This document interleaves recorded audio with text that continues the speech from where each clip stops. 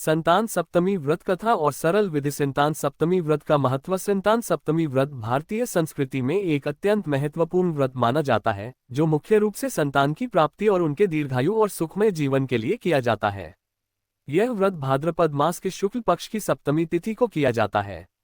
इस व्रत को करने वाली स्त्रियां विशेष रूप से संतान सुख की प्राप्ति के लिए भगवान श्री कृष्ण और माता राधा की पूजा करती हैं। इस व्रत को करने से न केवल संतान प्राप्ति होती है, बल्कि संतान के जीवन में सुख, समृद्धि और उन्नति भी होती है। संतान सप्तमी व्रत की कथा के अनुसार एक समय की बात है, एक निर्धन ब्राह्मण दंपति था। उनके पास संतान नहीं थी और वे संतान सुख के लिए निरंतर ईश्वर से प्रार्थना करते रहते थे। एक दिन ब्राह्मणी ने अपने पति से कहा कि उन्हें किसी साधु महात्मा से इस समस्या का समाधान पूछना चाहिए। तब ब्राह्मण ने सोचा कि वह अपने गुरु से मिलकर इस बारे में परामर्श करेंगे। ब्राह्मण अपने गुरु के पास गए और अपनी समस्या बताई। गुरु ने कहा कि यदि वह संतान सप्तमी का व्रत विधिपूर्वक करे तो उन्हें अवश्य संतान सुख की प्राप्ति होगी। ब्राह्मण ने यह बात अपनी पत्नी को बताई। दोनों ने मिलकर इस व्रत को विधिपूर्वक करने का निश्चय किया। भाद्रपद मास के शुक्ल पक्ष की सप्तमी तिथि को ब्राह्मण दंपति ने भगवान श्री कृष्ण और माता राधा की पूजा विधिपूर्वक की। उन्होंने व्रत का पालन किया और दिन भर निर्जल रहकर संध्या को व्रत कथा का श्रवण किया। व्रत के पूर्ण होने के पश्चात ब्राह्मण और उनकी पत्नी को भगवान की कृपा से संतान की प्राप्ति हुई। कुछ समय बाद उनके घर एक सुंदर और तेजस्वी पुत्र का जन्म हुआ। उस पुत्र के जन्म के बाद उनके जीवन में सुख समृद्धि आ गई। इस व्रत के प्रभाव से उनकी संतान दीर्घायु और स्वस्थ रही। तभी से इस व्रत का प्रचलन बढ़ा और जो भी संतान सुख की इच्छा रखते हैं वे इस व्रत को श्रद्धापूर्वक करते हैं।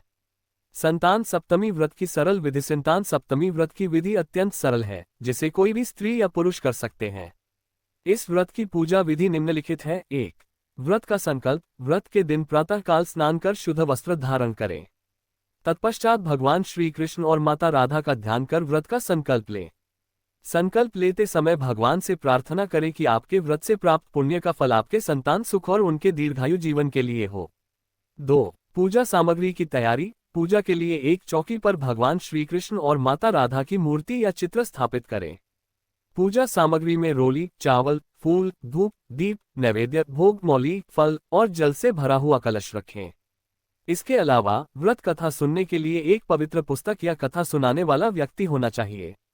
3. पूजन विधि। सबसे पहले भगवान श्री कृष्ण और माता राधा का ध्यान करें। तत्पश्चात चौकी पर रखी मूर्ति या चित्र को गंगाजल से शुद्ध करें। मूर्ति को रोली और चावल से तिलक करें और फूल चढ़ाएं। धूप और दीप जलाकर भगवान की आरती करें। भगवान को नैवेद्य भोग अर्पित करें। भोग में मिठाई, फल या अन्य सात्विक पदार्थ हो सकते हैं। भगवान को जल अर्पित कर मौली चढ़ाएं। 4. व्रत कथा का श्रवण। पूजा के पश्चात संतान सप्तमी व्रत कथा का श्रवण करें। कथा सुनने के बाद भगवान से अपने परिवार और संतान की सुख समृद्धि की प्रार्थना करें। 5. व्रत का पारण। संतान सप्तमी व्रत का पारण संध्या समय किया जाता है। दिन भर उपवास रखकर संध्या को व्रत का समापन किया जाता है।